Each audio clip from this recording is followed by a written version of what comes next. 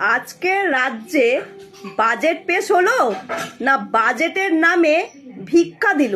বলুন দেখি, কি পেশ করলো? এই দিয়ে কি রাজ্যের কোনো উন্নয়ন হতে পারে? আপনারা বলুন। কি বলছে যে লক্ষ্মী ভাণ্ডারে 500 টাকা বাড়িয়ে দিলাম। ঠিক আছে, মা কাকিমাদেরকে আপনি 500 টাকা বাড়িয়ে দিচ্ছেন, কিন্তু আপনি এখন বাড়াচ্ছেন কেন? আপনি ভোট ব্যাংক কিনবেন বলে। যাদেরকে বাড়িয়ে দিচ্ছেন তাদেরই বর এবং তাদের ছেলে এ রাজ্যে নেই, বেশিরভাগ সংখ্যক। কারণ তারা ভিন্ন রাজ্যে কাজের সন্ধানে, কারণ এই রাজ্যে কোনো কর্মসংস্থান নেই। আপনার দ্বিতীয় বাজারে কি বলেছেন? বেকার ভাতা দেব 1500 টাকা। বলছি, রাজ্যে যদি কর্মসংস্থানই করেন তাহলে বেকার ভাতা দিতে হবে কেন? আপনি কর্মসংস্থান দিন, তাহলে দেখবেন রাজ্যে কোনো বেকার থাকছেন না। আপনি এইগুলো ভাতা দিয়ে, এই লক্ষ্মীর ভাণ্ডার দিয়ে, বেকার ভাতা দিয়ে, তাছাড়া আর কি বলেছেন? আপনি আশা কর্মীদের 1000 টাকা বাড়িয়ে দেবেন, তাই নাকি? যেখানে বিধায়করা 7000 মাইনে থেকে 7000 টাকা ভাতা থেকে হয়ে গেছে 2 লাখ টাকা, সেখানে আপনি আশা কর্মীদের 1000 টাকা বাড়াবেন, সিভিক ভলেন্টিয়ারদের 1000 টাকা বাড়াবেন। এই হচ্ছে আপনার বাজেট।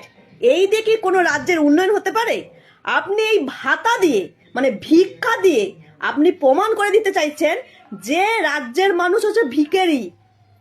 ভিখারি আমি ছুঁড়ে দিলাম। এক মুঠো চাল যেমন বাড়িতে এলে ভিখারিদের আমাদের ছুঁড়ে দেয়, যে এক মুঠো চাল দিলে যেন আমাদের যেমন কোনো কিছুর অভাব পড়বে না, ঠিক তেমনি আপনি বলুন তো, যে ছেলেটাকে আপনি বেকার ভাতা 1500 টাকা দেবেন বলছেন, 21 থেকে আপনি কি বলছেন মাধ্যমিক পাস, আর 21 থেকে 40 বছর, তা 21 থেকে 40 বছরের ছেলেটা সে চাকরি না পেয়ে বেকার ভাতা 1500 টাকা নিল, তা দিয়ে কি তার জীবন চলবে? তার সংসার চলবে? সে তো বিয়ে শাদী করবে।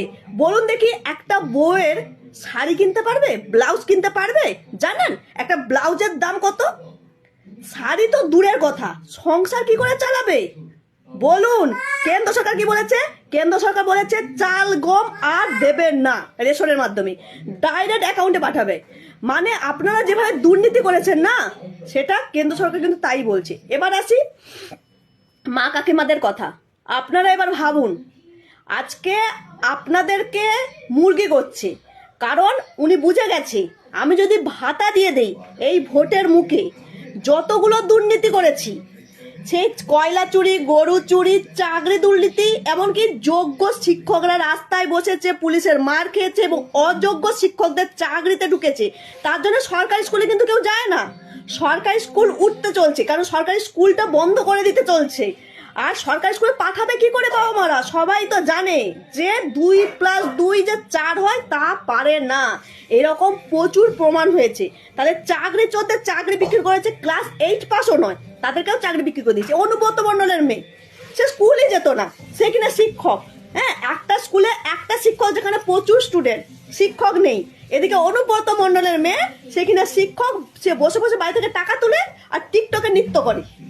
সে এই হচ্ছে বলছি, আপনারা ভালো করে মাথায় ঢুকান, এই ভাতাটা কিন্তু ভিক্ষা।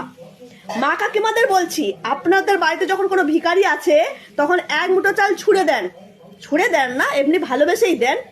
ঠিক সেইভাবে আমাদের রাজ্যে বাজেটের নামে ভাতা দিচ্ছে, ভাতা আপনাদেরকে জাস্ট ভুলিয়ে দিচ্ছে। কিন্তু আপনারা কত ট্যাক্স দেন জানেন?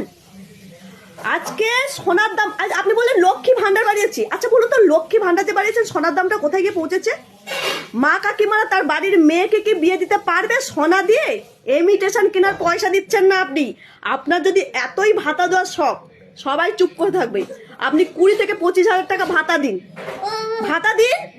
দিলে ভাতা দেওয়ার যদি আপনার ক্ষমতাই থাকে, আপনি 20 থেকে 25,000 টাকা ভাতা দিন, এবং তাহলে কিন্তু সবাই চুপ করে থাকবে।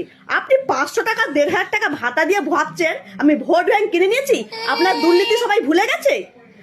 এই যে চাকরি চুরির লিস্ট সরকারি দপ্তর থেকে বেরিয়েছে, যোগ্য ছেলেরা রাস্তায় মার খেয়েছে, কয়লা চুরি, গরু চুরি, চন্দন দাস তার বাবাকে কুপিয়ে হত্যা করা, পরিযায়ী শ্রমিকরা দিনের পর দিন মার খাচ্ছে এই রাজ্যে কাজ নেই বলে। তাই বলছি, সবাই কিন্তু ভুলে যাবেন না, এই বাজেট নামে এই যে ভাতা ভাতা ভাতা, এ ভাই আমরা যে ভিখারি, হ্যাঁ রাজ্যবাসী ভিখারি। আপনি রাজ্যবাসীকে ভিখারি পেয়ে গেছেন? এইগুলো হচ্ছে ভিখারি। আপনাকে কেন পদে বসানো হয়েছে বলুন? কেন পদে বসানো হয়েছে?